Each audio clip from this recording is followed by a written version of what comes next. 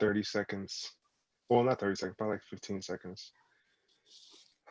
And Adama, you're taking lead, right? Yes. All right. Let me see if I can All access it. right. And we are live. Hello, everyone, and welcome to the Black Kids White Coats YouTube channel. For those of you that are just tuning in, this is our next installment in the match series. And today we have family medicine. So if you don't know who we are, my name is Adama, and I'm currently an intern in Southern California.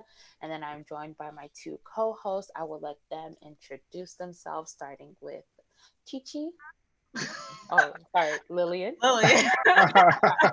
By her That's what we government call her. name, We call her Chichi. Lillian. Oh, hi guys, I'm Lily. I am a rising fourth year out here. Welcome. What's up, y'all? My name is Nelson. I am a recent graduate, just like our two esteemed guests here. And I'll be going to radiology. And then joining us, we have some Black girl magic in the form of Anika and Adesola. They are both starting their intern years in family medicine starting this coming July. Thank you, ladies, so much for Whoop, joining whoop. us and for giving us some of your Tuesday afternoon or evening. What day is it? It's Tuesday? It's Tuesday. Tuesday. Know anymore. It's day like 57 of quarantine if you guys are quarantining and social distancing. Yeah. But yeah, so ladies, thank you. Welcome. We're just going to jump right in. We're going to start off really, really broad. Our first question, can you tell us a little brief synopsis of your journey into medical school? Okay, so I guess I'll go first. Like you said, I'm Adesola. I'm originally from Texas. I went to Rowan School of Osteopathic Medicine, and I started the journey in medicine because I was interested in wellness and prevention and staying healthy, particularly interested in healthcare disparities. And so I decided to choose family medicine, and here we are. Hey, everybody. So my name is Anika, and my journey to medicine, honestly, before I decided to go to med school, I wanted to be a physician's assistant because I kind of had this injured athlete to medicine kind of mindset. I was injured twice in middle school and high school and had surgery on both of my knees. So I just kind of knew I wanted to go into sports medicine, but I originally thought I was like, oh, I'm going to be a PA. I'm going to be just like my PA because I thought he was great. But then I got to college and we had a pipeline program. And so that's kind of how I got into med school. I was like, why not? And so here I am going into family medicine. At one point I was like, I don't know if I want to do the surgical route or non-surgical route. But then after doing third year rotations, I was like, ortho's not my jam. And I really just kind of loved everything that I saw as far as the other specialties, and just knowing that family medicine can do a little bit of everything, it really appealed to me. So here we are. Hey, and so can you tell us a little bit about some of the misconceptions or myths that you've heard about the family medicine field for those or that are kind of debating whether or not to go the family medicine route? I know one thing that a lot of people say about family medicine as far as, applying for residency is it's like a lot of people who are aiming for higher specialties, oh, family medicine's a backup. And I'm like, no, it's not. It's my first choice. I mean, granted, that might not what you want to do, initially, but it's not like it's a backup and it's going to be like a terrible lifestyle and it like you won't be able to help people this in the same manner. I really hate that misconception that family medicine is a backup, like your last choice, because that's not the case at all. Yeah, I agree, definitely. I feel like that's actually really irritating because the reason I chose family medicine was because I was mentored by a physician that was extremely passionate with his patients and like got to be with them day in and day out and really see that behavior change, So, I mean, when you think about it, so I think sometimes we hear like it's a jack of all trades, but you're really specializing in your patient. Like you get to form relationships with your patient. And that's the best thing about family medicine. So don't use it as a backup. People can see right through that when you're interviewing.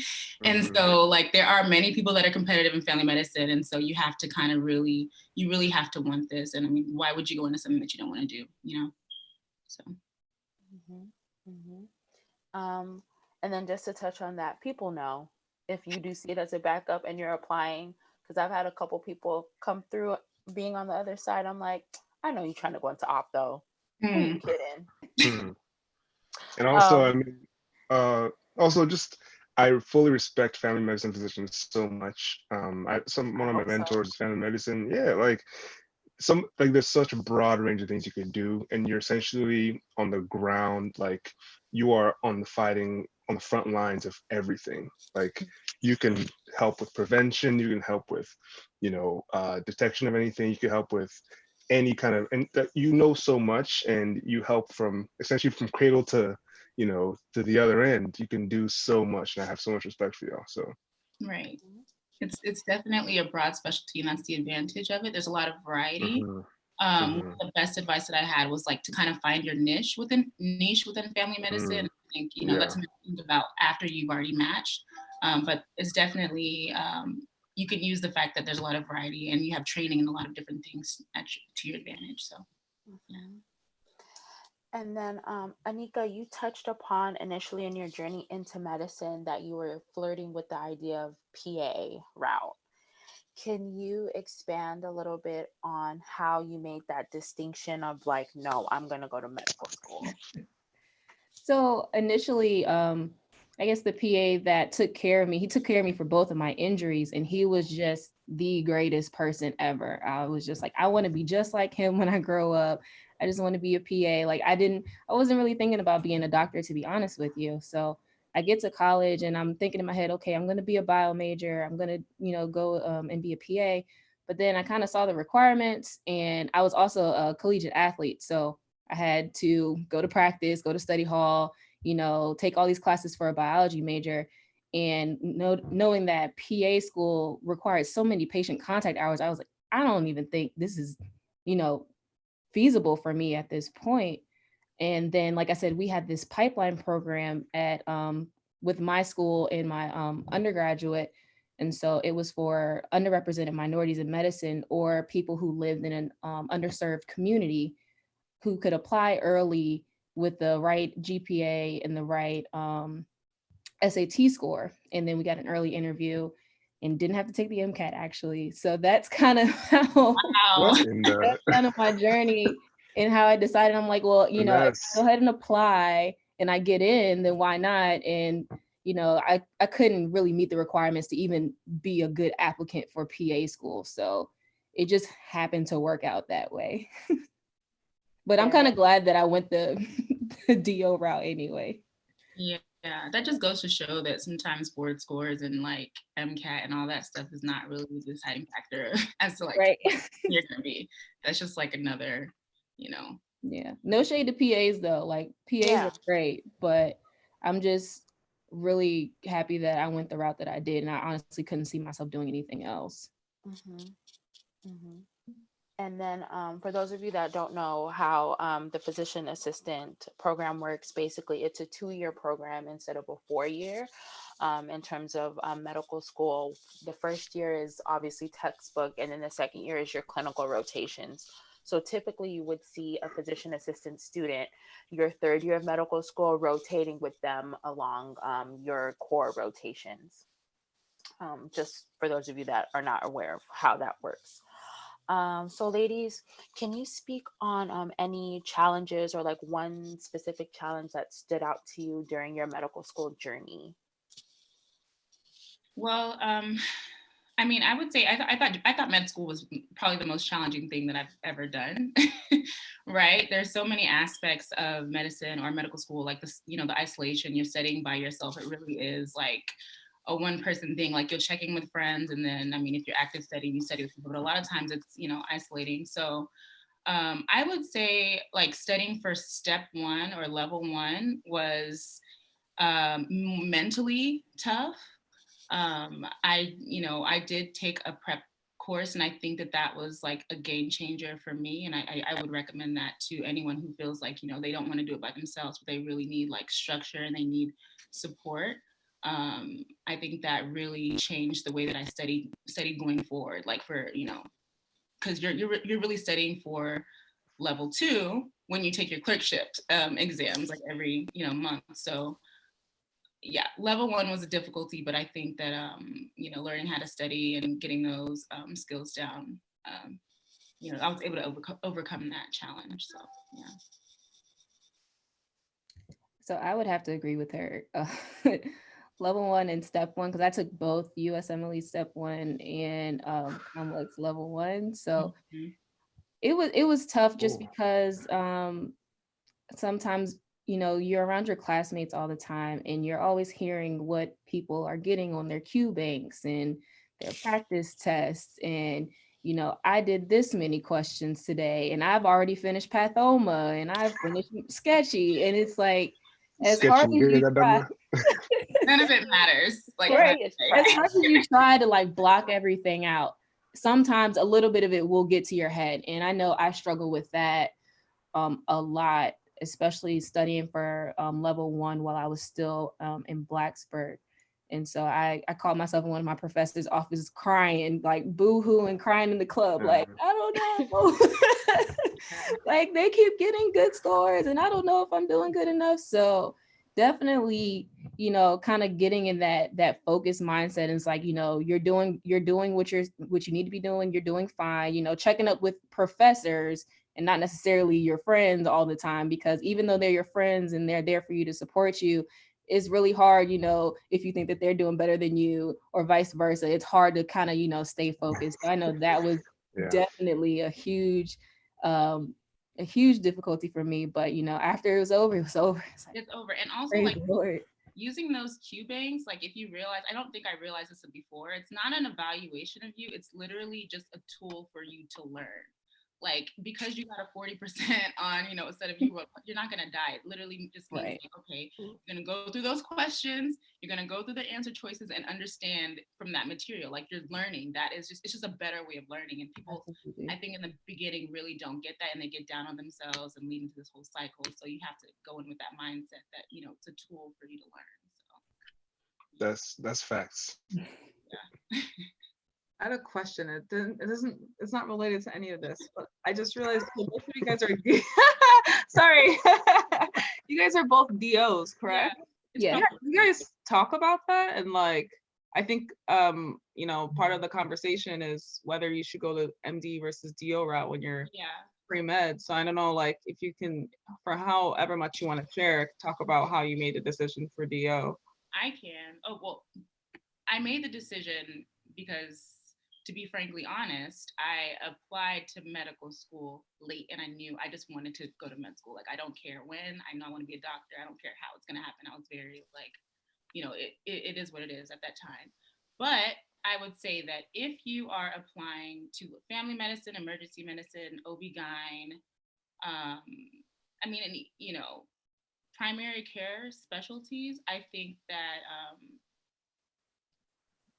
I don't think being a DO is a disadvantage, because there are so in my class, I think only 10% went to family medicine. Everyone else went into like different specialties. So that really doesn't matter. The only thing that I would consider is the fact that you have to take level 1 and step 1. You don't have to, but you should. Most people do take level 1 and step 1, and that will keep you competitive, so that way no one has to worry like, oh, you know, why is she only, you know, is she competitive or whatever, can she do the same work, because you've taken both exams. And in all actuality, we as students during the first 2 years have, is it 200 hours of OMM? It's 200, yeah. So it's like we spend we have a whole extra class on top of what we're learning for first and second year. So it's not like, you know, it's definitely just a stigma, but you are learning more technically. And we are doing the same job. So I think I've heard someone say, like, if you want to do derm, like maybe you wouldn't be a DO, but there are also derm DO specific programs in the past. So if you want to do something, you do it. Sure. So can you talk a little bit about OMM, what that means, and also what it's like taking those two exams, like timing, cost, stuff like that, just practical things that people might have to wrestle with. Yeah, so go ahead. No, go ahead. OMM stands for osteopathic manipulative medicine. And the way that I like to, I guess, describe it to people, it's like a cross between chiropractic and massage therapy. So it's kind of like we get taught to use our hands to feel for certain dysfunctions in the body.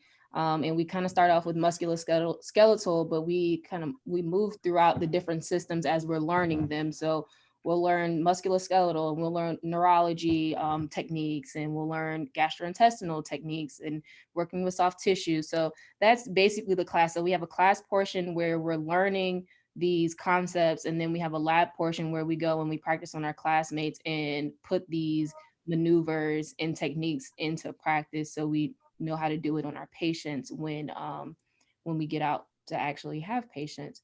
And so we have Comlex level 1, which is very similar to step 1, but the only difference is you have these OMM specific questions. Yeah.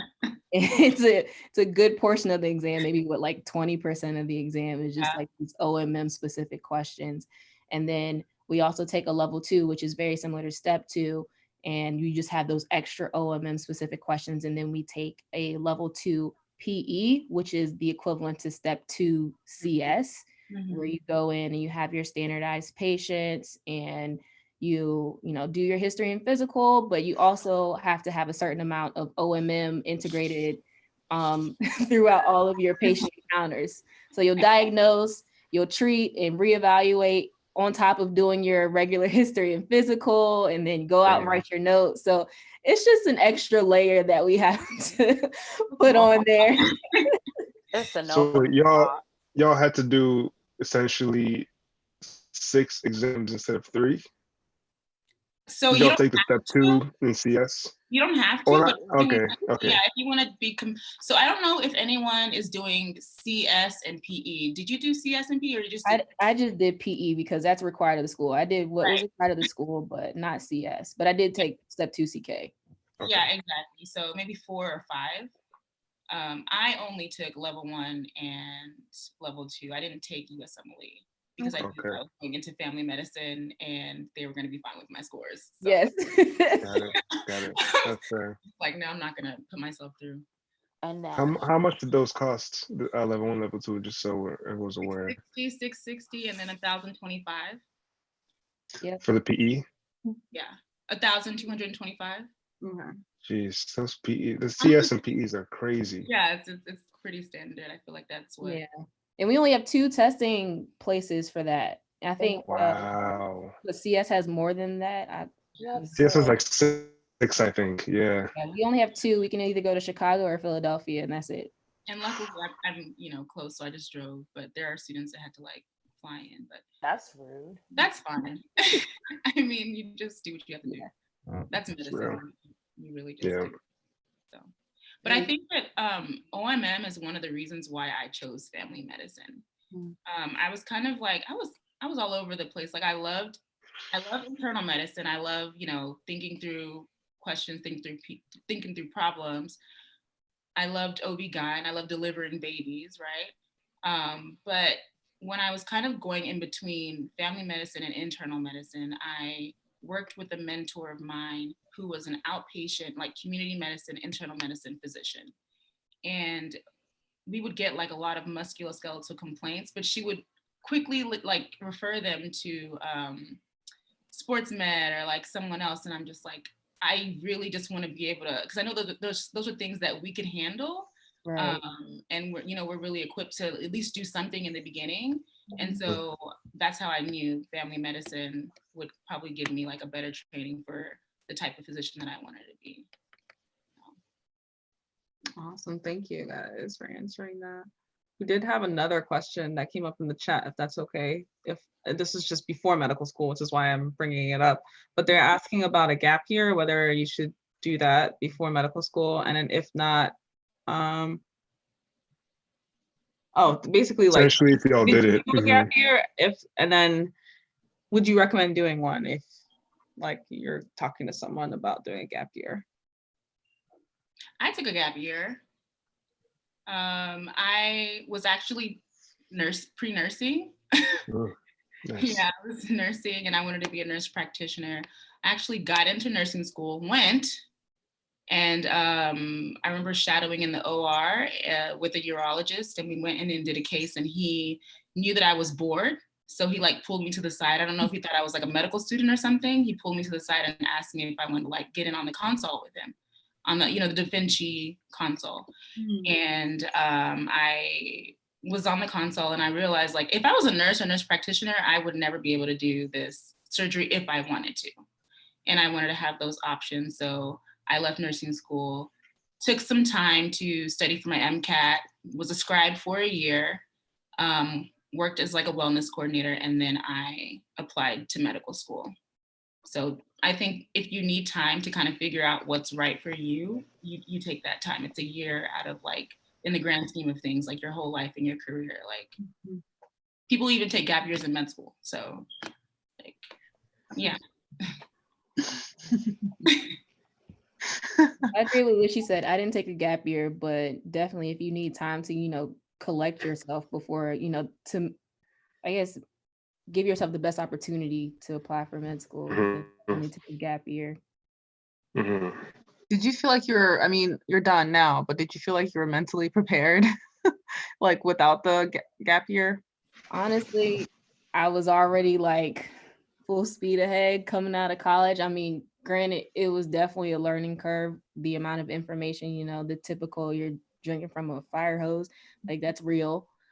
But, just like you adjusted when you transition from high school to college, you adjust when you transition from college to med school. It's a different kind of adjustment, but you're still able to do it. So, I mean, I don't know if I could say I was like completely prepared, but I mean, it is what it is. Taking Everybody's completely prepared. Yeah. So, yeah. Okay. So, we'll just keep moving on along. So I know both of you mentioned a little bit about how like sports medicine and probably ortho and OBGYN and internal medicine. So next question is, how did you know during your third year that those other rotations weren't it? Do you want to go first? Sure. So I kind of just liked everything. Just went in, had fun on just about every rotation. I even enjoyed being in the OR for a little bit. I feel like as a student, it was like real cool because like it's like, oh, I get to scrub in and it's just yeah. But I always would ask myself, like while I'm on that rotation, do I see myself doing this thing, this specialty, working with this body system every day for the next 40 years? And I was like, nah. So it's like, if I can't, like, as long as I can do all of it and get a little bit of variety every day and not get bored, I feel like I wouldn't burn out as quickly as if I would have gone into a specialty. So and then on my family medicine rotation, I just loved it. I had so much fun in the clinic that I worked at. I was an FQHC and everyone was so fun. And it was just, all the patients were so grateful for having you, whether you were a student or not. They thought you were the doctor and they loved on you so much. And I was like, yeah, this is where I need to be, because I just felt like I was in the right place. Yeah, I completely agree. And I think that's why a lot of people choose family medicine. I think we all have similar values. One of those being connection and then balance. For a lot of other specialties, I didn't see that they had the balance that I wanted in my life.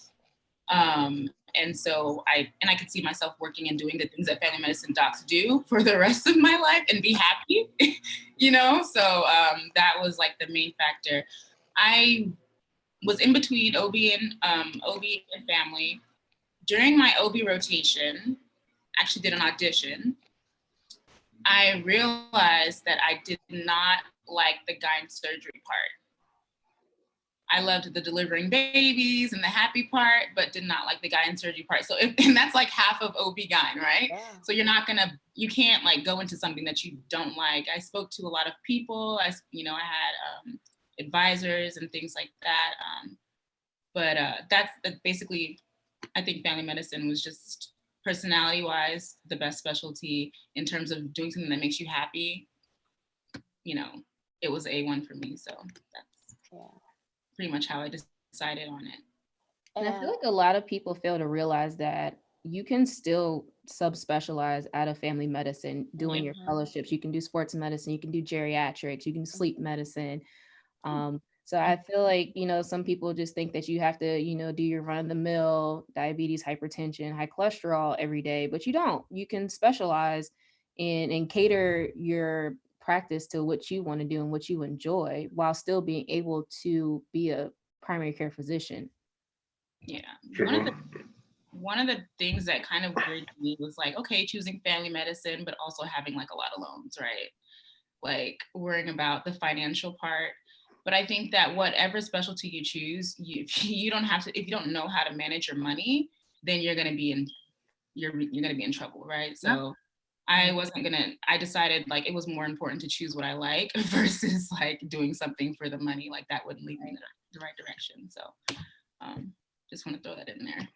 And I know family practice physicians who make bank, like 300-400. No, I know as well. People like the guy who I said is my mentor here in Rockford, or where I went to school. He's making like base like 375 plus. If he saw more patients, he can make a bonus, make easily 4.5. Yeah. And there, but yeah, nothing compared to cardiologists, but you can still do fine. Right. But you at least have the time to spend your money. Yeah, and for 3 or 4 years of school, that's not bad at all. Of residency, I mean. Yeah, residency. And I also think don't sleep on family medicine, because if you do want to do procedures, you can do an OB fellowship and have surgical knowledge. If you want to do derm, they do have some derm like fellowships. If you want to do addiction med or psych, that's available to you. If you like internal medicine, like the rounding that you see in the movies, you can do that too and be a hospitalist. The options really are endless. If you want to do an 8 to 5 or 9 to 5 job and say 5 days a week, that's it.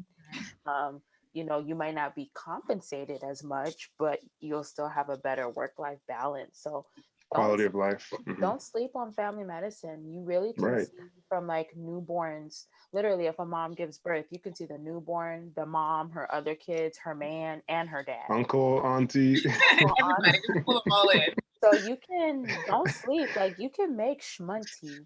Whatever your passion is, pursue that. Don't just go to a specialty because you're like, oh, I can be compensated, because you're going to hate your life, burn out, and then quit. It's better to do something that you're passionate about, and that money will come. Money shouldn't be the defining factor to do this field, because I think we all can agree it's tough, it's hard, it can be very isolating. But you know, them loans gonna get paid. They can get paid, and I would say just don't not choose family medicine because of the money either. Right. That's agreed. And then, so follow-up question, one of the questions on the chat, unfortunately, this is a reality as we are all African American, especially African American women. Sorry, Nelson. This person wanted to know, they were told as a incoming third year that their hair in terms of braids might be a problem. So they were wondering, what would you say to them? Have y'all had any experiences with that? I haven't had any personal experiences with that, and I keep braids in my hair at least 75% of the year. So, and if not, I'm natural, so I wear my hair out curly a lot. So I've never felt the pressure that I need to straighten my hair or change my hairstyle because it's not professional. I haven't had that personal experience, at least at the places where I've rotated. I'm sure that it happened. Well, clearly it happens, but I wouldn't let that stop you, honestly, because, and if this is at a place where you're trying to do an audition rotation or, you know, you think you might want to apply there, that might not be the place for you. If they're telling you, you can't even, you know, wear your hair the way you want to, or wear, you know, wear braids or wear your natural hair, because that doesn't define how good of a physician you're going to be. So yeah, you definitely want to be comfortable in wherever you're going. I think we had, her name is Dr. Sherry. We have a professor for clinical medicine. Some of you guys might know her from Instagram, but like she wears like this giant fro out to work every single day. Her hair is amazing. And so like, you know, you just have to be yourself, honestly. I mean, it has nothing to do with what your job, unless it becomes a distraction, which, you know, I don't think that would be the case, but you should be able to be yourself. But I would say I feel like I do identify with that, like the point that was brought up, because I think as medical students and as even residents, like we probably don't have as much power in terms of like how we express ourselves. And I feel like kind of like the example that you brought up, this person's an attending, I'm assuming. So like once you get to that point, you're like, hey, I'm already a doctor. So definitely can be a little different. I do see where this person is coming from. I also wanted to touch on, so I kind of, it wasn't really like an issue, but like I was on my surgery rotation and I actually had my puff out. And if you think about it, you have to wear the whole like, you know, bouffant cap and all that. Dang, I've been away from medicine for too long, but like, you know, you have to like put everything on and keep everything sterile. And I remember having an issue with my hair actually touching the light. I don't know if that speaks to like anything, but like hang time though. That stuff was out there. It was out in these streets. So you definitely like I think I would say personally for other rotations like family and like medicine where you're working with patients, it's clinic time and all that stuff. I think any kind of hairstyle is fine. But if you are going to be working in the OR, I probably actually would recommend kind of keeping your hair away. Whether I did 2 cornrows and I was looking at a hot mess during surgery, but it's all good though. Yo, we call dibs on that business opportunity, like an extra big bouffant cap that kind of pulls it tight. We call dibs. Yeah. Copyright right now. Y'all can't take it. But I definitely see where this person's coming from. But yes, I'm done with my point. During like audition rotations, well, I mean, yeah, you definitely don't want to go somewhere where you think that they would be judging you, but people do. The reality of the situation is like people do judge, right? And so like sometimes you do have to do things to kind of adjust so that there's nothing to use against you. But I mean, I don't even know if that's like, because I feel like they're going to use whatever they want to use anyway. Just be careful with like the nails. Like if you're on OB-GYN, nails are really important to you. They're really important. So you want to keep your nails short, probably not have artificial nails, and show that you're serious, about the work. And also, if you, go ahead, Nadama. I was gonna say, so this actually has happened to me. I have been told that my hair looks really sloppy.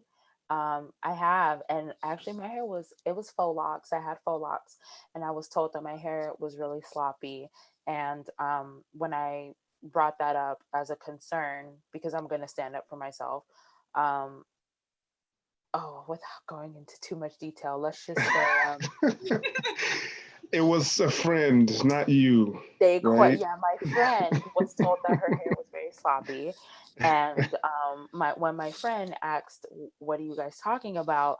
Let's just say the head said maybe because, oh gosh, they told my friend maybe because it's an African thing. Jesus. Yeah. So let's just say my rebuttal, don't copy me, but copy me. I wore my hair in a bigger faux lock style because that's just how I roll. But all I can say is, on a serious note, this did happen a couple months ago. What I will say is, obviously, if you're taking care of your patients, that's your number one priority. As long as your hair is neat, no matter if it's in an afro, if it's in faux locks, as long as your hair is neat and clean and it's away from the patients. Like, for example, obviously, if I'm doing a PAP, I'm not going to have like my hair down because I don't want it to be in the field. But as long as you're keeping your hair neat and clean and it's in its beautiful natural style, if you do get discriminated against, always keep receipts. And you can report. I know if you're a medical student or a resident, it may seem like you don't have power, but you do. So stand up for yourself, keep receipts. And if your hair lays naturally in braids, then you lay it. If you want to put it in a high puff, you put it there, as long as in the OR you are conscious. And if people try and put their hands in your hair, because it has happened to me multiple times, you tell them, this is a sterile field. Please get your unsterile hands out of my hair. stand up for yourself. Oh You my don't God. have Yeah. you don't have to be a jerk about it. You don't have to be like a B word about it, but you do have a right to your own personal space and how you choose to express yourself in a way that's professional. So, I know some states have officially passed some like non-discriminating. I don't know yeah, what they call it exactly, but some non-discrimination acts for hair. So you can cite those too. they did it in California. They did it But too. yeah, Yeah. yeah. Um, but yeah, okay. So moving on. Um, just so we can keep it on the pre-med track, someone again just asked a question. Is there any advice that you can give to pre-med students that are hoping to get into medical school? I think one of the things that really helped me was kind of being a part of a group, like a pre-med group. I was in the equivalent of MAPS. So my friends and I were all kind of doing similar things, and we encourage each other and help each other, meet deadlines and, share resources. That's one thing. So kind of keeping a cohesive group. Having mentors in medicine, someone that can write you a good recommendation letter, even like a sponsor, that would be awesome. And I think persistence is also important. If you don't know how to study study for your MCAT, taking a course or if you have someone that can show you how to look at questions and answer them, because that's a skill that you have to learn. That's something to do as well.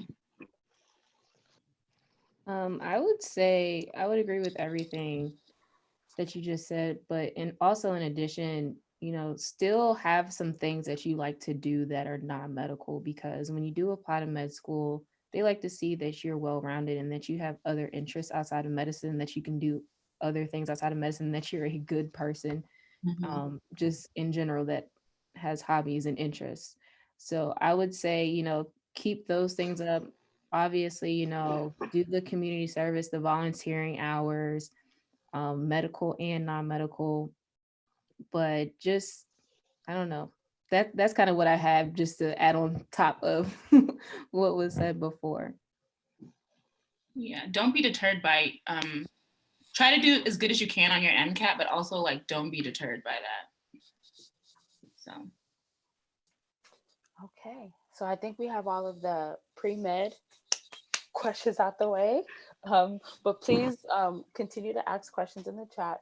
But we're going to speed it on up to fourth year. Can you speak about the beginning of your fourth year experience? Did you do any OAs? Would you recommend doing an OA? And what resources, meaning like, did you use any like books or anything to help you during that whole process? The beginning of fourth year was it was actually like, it was a lot, right? Because you have to be studying. I didn't take my PE until the beginning of August, but I know people take it in July and before then. I did an audition in OB-GYN, and then after that audition, I had to switch from OB-GYN to family medicine. Oh man. I made that. Well, actually, I did the audition. At the very end of the audition rotation, I went to a family medicine conference, and that family medicine conference confirmed the fact that I wanted to go into family medicine. So I kind of had to completely switch gears and make my application more towards family medicine. In terms of resources, I studied the same way. I used ComBank for ComLex Level 2. I used something called JB Review. I don't know what the equivalent is for the CS, but it's a review book. Basically just studied with people from school. I got like a fake patient panel and had people come and pretend like they're my patients for the whole day and just kept on like practicing. So like I set up clinic days for myself. For the PE. So for family medicine, you don't have to actually do auditions. And I think the same thing stands for internal medicine. They focus more on the interview. That's like the most important thing, like what they read about you on your application, your personal statement, your extracurriculars, and if they feel like you're going to be a good fit. The audition or the elective rotation / OA rotation can be an advantage because you can, show that you're interested in the program, find out more about the program to see if it's somewhere that you want to be. But at the same time, I think by, you definitely want to make sure that you're in a place where you're comfortable, like maybe being at home and auditioning at a program close to your house, or somewhere that you can, you have the support to really give it your best performance. Because if you do bad, it's not gonna bode well. You wasted, not a waste, but it wasn't, you're probably not going to get as much out of the audition as you want to. So, yeah. So for my 4th year, I actually took my level 2 PE back in April. So I took mine fairly early, and then I took my level 2, the CE in June. So I kind of gave myself a vacation right before I started 4th year, and I did 2 I guess elective rotations that weren't in family medicine. And then I kind of went into my first audition kind of, I guess you could say dry, like, because in my opinion, my 3rd year clinical experience wasn't the greatest. It wasn't, what I would have had expected out of a 3rd year, like the internal medicine piece of that, because family medicine, the audition rotations are just like internal medicine. You're just on a family medicine service. So I really didn't have that foundation like I wanted to. So I kind of went into my first audition kind of dry. But what I did was I was very, very honest with my attendings and telling them, I didn't get what I wanted out of my 3rd year based off of what my school could offer me. So here are my goals. This is, where I'm at right now. And, like we can work out. I'm so willing to learn. I was, make sure I was coachable throughout the whole month. So that's kind of how I went about my first audition rotation. And then I had a week off and then did a second audition rotation and was like 1,000 times better. And I wouldn't even say that I did bad. It was just, I was very honest up front. And so they knew, and they couldn't really use that against me. And so they kind of evaluated me based off of what I told them and where I was. And so it definitely helped me for the next audition. And like I said, I didn't have, like she said, you don't have to do auditions for family medicine, but I definitely think that those 2 auditions for me personally, from where I came from out of 3rd year, definitely helped me better myself as a future physician. I actually had the 3rd audition scheduled. I don't know what I was thinking in the summertime. I was really ambitious. I was supposed to do another audition in January, but I had to cancel that. And you weren't taking no chances. You said, I'm right. I will be an excellent applicant. So I did 2 auditions. I mean, I would recommend it if you're kind of in the same situation as I was, but you certainly don't have to, especially, if you have good numbers and you're a good applicant, very well-rounded on paper. But 4th year was definitely a lot, in the middle of, scheduling your auditions, submitting your application, writing your personal statement, getting offers for interviews, traveling for it. It's a lot going on, but it's a lot, but it's fun, but it's a lot. It became fun. But like those first couple of months, I mean, I felt like that was pretty intense, It's a lot to balance, but. Then Koro happened. Yeah. But we won't get into that.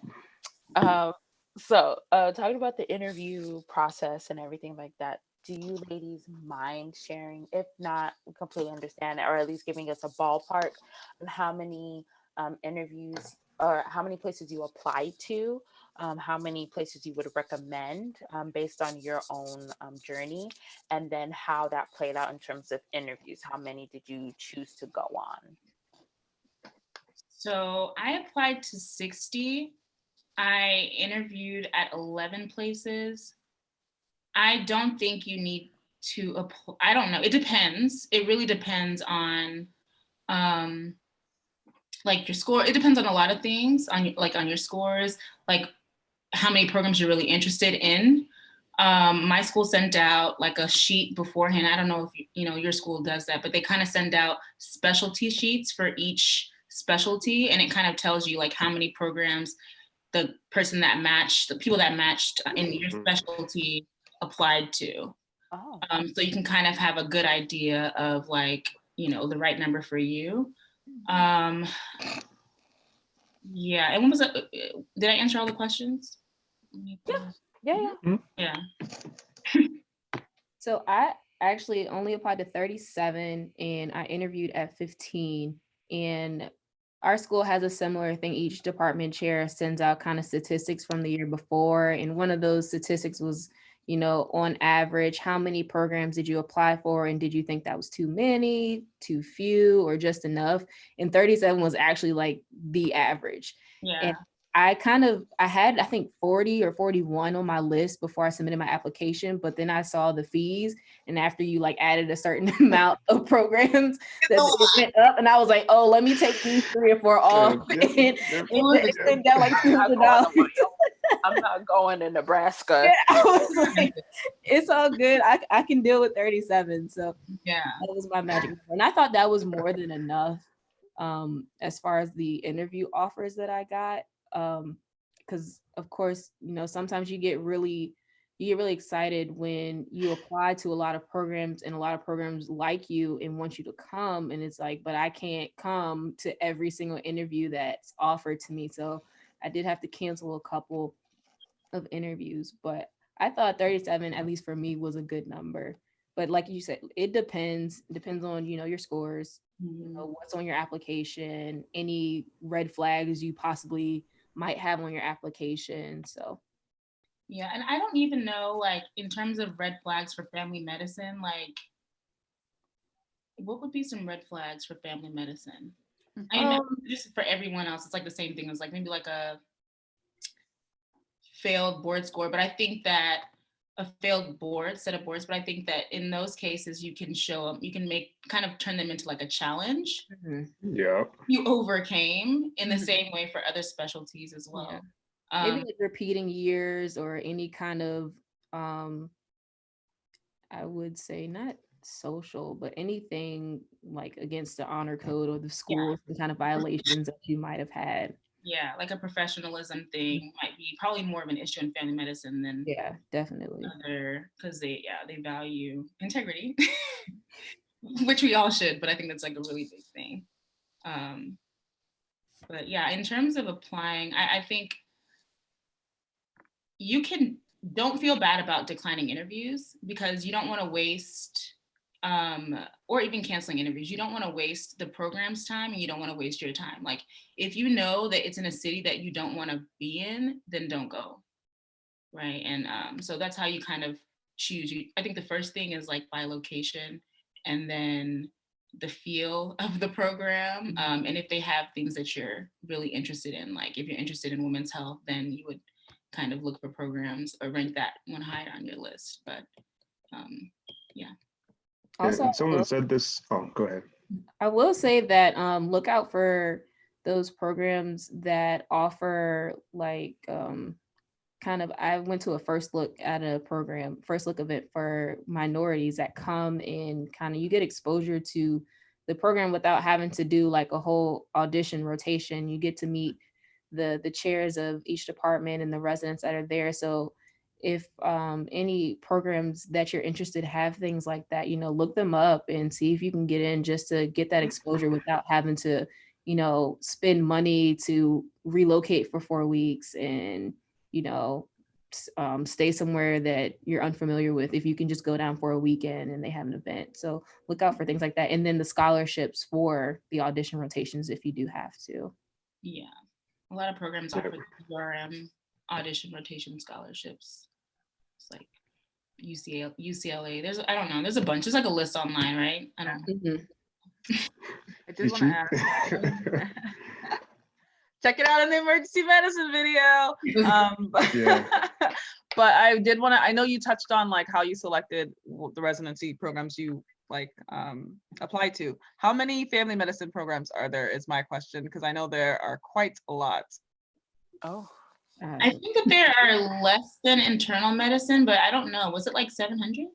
I honestly have no idea because I was looking in maybe like 3 or 4 states and I really wasn't paying attention to anyone. I was like, just one state. That's it. I'm not going anywhere else. Yeah. I was like, if I'm not going here, then I'm not matching. I'm just kidding. But like, I was very So it seems like geography is huge, especially because I just remember there, like looking through it, specialties and all that. Like family medicine probably has like the most programs because you have community programs, you have academic sites and all of that stuff. So yeah, I just thought I should put it out there.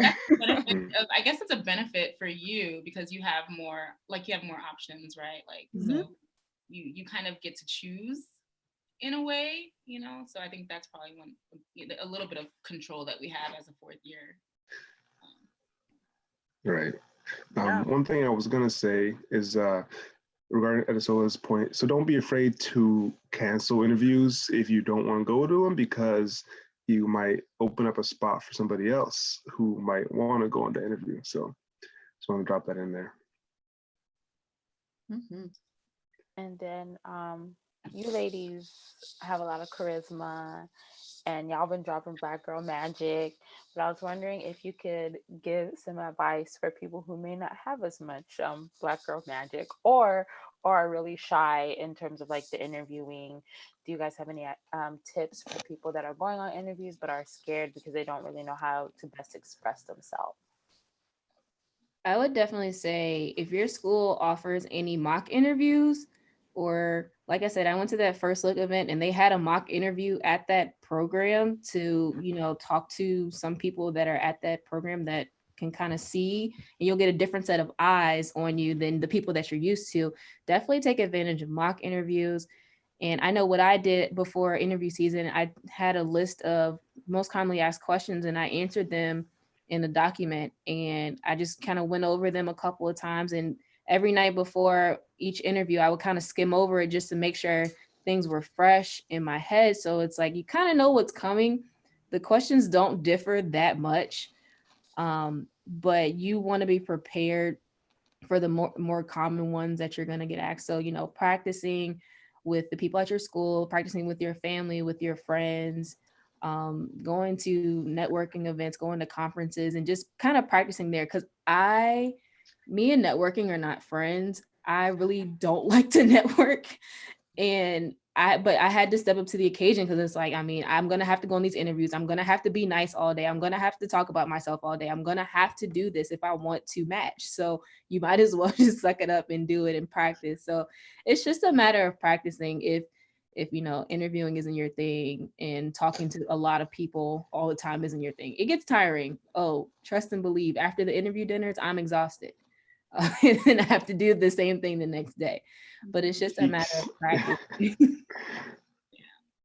Even as an extrovert, I would say that I was extremely exhausted by the end of interview season, because you are constantly selling yourself. And one thing that I would say is, if you have interviews in the same location, try to put them like back to back. Like if you're traveling across the country and you know have two interviews, like say in like California, try to have them closer together so you don't have to come back and forth to California. But in terms of advice for people who feel, you know, intimidated by that situation, I think I agree. It's definitely practice. And at the end of the day, these program directors, like, you don't have to have, you can have an amazing charismatic personality and not be like the best doctors. I think that they can kind of see through the BS. So I think it's more important to just be yourself. Absolutely. And then we have a question from the chat. This person says, in reference to red flags, which you talked about earlier, do you have any experience or know someone who has applied with the DUI? I do not. I cannot say that I do. I don't think I do either. Sorry. But I think we reach out. Oh, yeah, go ahead. Maybe, yeah, you would reach out to like your dean's office, or with like things like that can get like expunged or something. I'm not really sure. Yeah. There was another. Oh, I was gonna say, I personally know someone, wasn't me, but I do know someone who had a DUI going into medical school, and obviously that stays on your record. But yeah, they matched without any problem into one of their top programs. So I think most importantly is just seeing a trend of growth. If it's something recent, I don't know, I can't speak to that, but this person, it happened right before medical school, and they had shown consistently that they had grown from that experience. Yeah, I think you're right. Now I think about it, I know someone who was a year above me who had it like remotely in their record, and they got into their radiology program of choice. So I think you have to be ready to explain it, say you've grown, say you made a mistake, be very remorseful about it, and then move on. Who doesn't make mistakes? What's up? And actually learn from it as well. Yeah. Mm-hmm. Yeah. Mm-hmm. Hotline bling. Someone's signing in the DMs. And so I know we talked about challenges that you ladies may have faced, but I think that we should end on a positive note. So I was wondering if you ladies would be able to answer a highlight in medical school that is not match, because matching, that's just incredible. So something other than match. I know that's what I was gonna say. What? Being here today. Just kidding. I think It's gonna be being done with exams. Yeah, I was gonna say like my step level 1. Absolutely. Hey, it's a big one. And also like catching a baby, that was fun for me. But I loved med. I mean, I loved the last 2 years of med school. So yeah.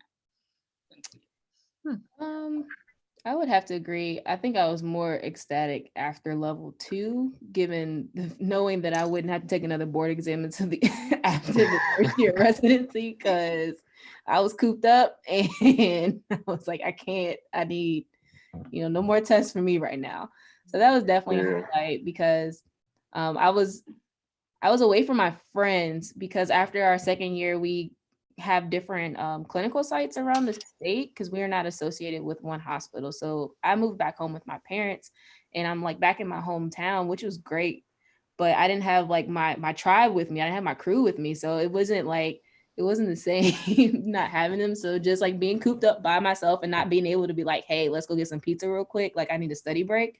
It was a little bit more difficult the second time around. So I think that was definitely a big highlight, getting through that season, being away from my tribe, but ultimately overcoming it and it being a good result.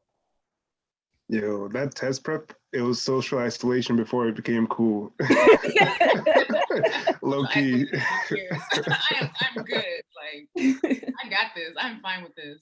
Right. Bruh. Oh my God. Studying for that first test, no matter if you in the top 99 percentile or the lowest, it's mental and it's humbling. Oh my goodness. Yeah, that first question block is humbling. When you say 40%, I'm not even gonna lie. The first time I got 40, I was like, hold on, wait a minute. Go back. What happened? Right. I'm not even gonna lie. The first time I got 40, I was like, oh, she's more smart. Clearly I improved from that, because I matched. And I'm like, I'm in residency, I passed step 3, but I'm not even gonna lie, I was getting 30s for a cool minute. Yeah. But God prevailed. Amen. Hallelujah. So last question. Do you have any advice for people that are currently in the trenches, feeling like, they're just not going to get through it? You're going to get through it. There are a lot of times in medical school that you doubt yourself and you're like, why did I put myself through this torture? Like, whose idea was this? Like, where's my out? You're going to get through it. Like, if you've made it this far, even if you're still in your first year, if you've made it this far and this is something that you really in your heart want to do, you're going to get through it. You just have to find your people, keep a good support system, family, friends, whoever, and just grind it out. Honestly, just you're gonna get out. It might not seem like it. You might not see the light at the end of the tunnel for a while, but you're gonna get out. A long tunnel, huh? It's a long tunnel. It's a long tunnel, but I think the tunnel, I mean, it opens up in 4th year, honestly. So it's like 3 years of like, But I definitely say that board studying was, it's a dark period, But one thing that I did do that really improved my mental health was I wouldn't suggest this for everyone, but for me, I need to be around people. I need community. So like I went out once a week. Like I had one day to myself, right? And that's just like for balance. Like, you know, I had fun once a day and went back to work. You know, you have more energy. So, and definitely, I mean, reach out to your family members, talk to someone, don't kind of keep it in. Maybe talk to someone who's ahead of you, a level ahead of you, if you don't feel comfortable talking to your classmates. But you know, share your experiences, and people will share their experiences and their challenges, and then you'll know that, like, man, I'm not the only one. You know, like you're not. Like You're not. Yeah. Everyone is going through the same thing, feeling like they're doing it by themselves, but you don't have to. So. Yeah. I was gonna say that, like, you know, whatever hardship you've been through, you know, chances are someone has been through it and someone has made it out of that. Like, y'all don't know when I truly say, if I can do it and you can do it, like for real, for real. So many failures, like all these challenges and moments where you're like, what the heck did I get myself into? You can't see the light at the end, but you can really turn those stories into your like story at the end. You could tell about it, you know, and you can encourage people, kind of like y'all are doing now. And you know, it's kind of like, you know, if it was easy, everybody would be doing it, and you wouldn't value it nearly as much. So just keep your head up, listen to what these amazing ladies said, and yeah, you'll make it through. And I mean, look at these ladies. They're a testament. You know what I mean? Look at their skin is flourishing. That quarantine glow. Someone who's quarantining, their eyebrows arched mighty fine. I see Anika with her nails. Okay, You know, so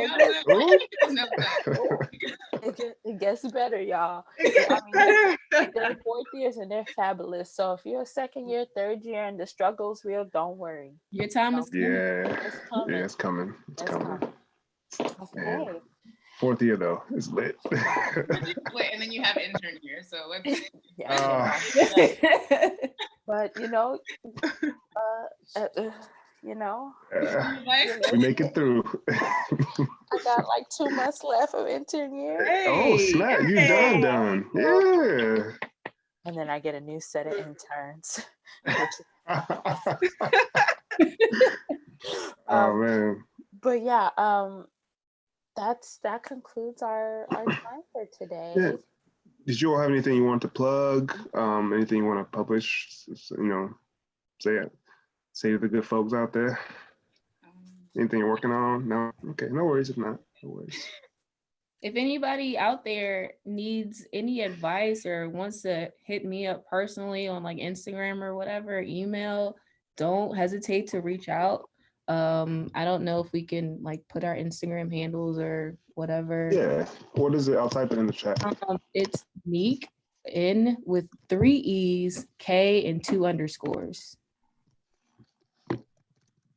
Oh, and you can also put that in the description for the video as well. Yeah, so we said N with 2 E's, K underscore, and 2 underscores? 3 E's, 2 underscores. 2 underscores, gotcha. And then, I mean, I can link mine as well. Mm-hmm. It's MED, Medesthetic, MED, AESTHE, TIC. TIC, and then an underscore. I knew it. Oh, and the underscore? Yeah. Nelson. I put it in the chat prematurely. I mean, look at her background. She's got the succulent in the background. She got the tumbler bedspread. Very aesthetic. That looks like a YouTube background. You know what I'm saying? Lighting. Yep. They both have that A1 lighting. You too, Nelson. Yeah, guys, if anyone wants to message me, like I will give advice and just talk if you want to as well. Yeah. And thank you all so much. They're being very generous in giving their information like this. So please, if you are someone that's struggling or you need someone or you are too shy, like these are 2 smart, brilliant women who are literally giving you the resources to elevate yourself. So please take advantage, reach out, but also be conscious of their time and their energy as well. So if you could respect that too, we would really appreciate that. Mic drop. Yeah. Okay. Well, on that note, I think, we've gotten the Black girl magic, the melanin Monroe. So if there are no last parting words, I think this is where we say goodbye. Thank you. Yeah, Guys. stay Thank safe y'all for out there, having y'all. us. Hey, Thank not a you. problem. Thank you guys so much. If See you're y'all. if you're ever in SoCal, give a girl a Are ring. you family medicine? Or I am. specialty? Okay. Yeah. Hey, look at that. Of course, if you want to hit me up for like intern year, things that I thought helped, things that I was like, it's a no for me, dog. You let me know. And if you're ever in SoCal and you want to go to In-N-Out, even though I think it's really nasty, you can. No, we don't. It is. Whataburger. We don't do In-N-Out over here. So. In-N-Out is not that great. Five Guys is better. Y'all got Five Guys is good. Five Guys leaves that nice little grease on the bag. That's how you know it's good. Feel that atherosclerosis in your lungs. Okay. In your lungs. That's how bad it is in your lungs. You aspirate. Oh my gosh. That's how tired I am. This coro got me working overtime. Get that good lung attack. Man. Yeah, no, if you don't That feel lung that attack. atherosclerosis, it ain't it. But yeah, yeah, so Cool. thank you ladies so much for your time, for the gems, and thank you to our audience for tuning in. Of course, if you have any questions, please leave them in the comments. Email us at blackkidswhitecoats@gmail.com. Hit us up on Instagram, and like, comment, subscribe. We'll see y'all for the next installment. Thank you so much. Bye. Peace. Thank you guys. Bye.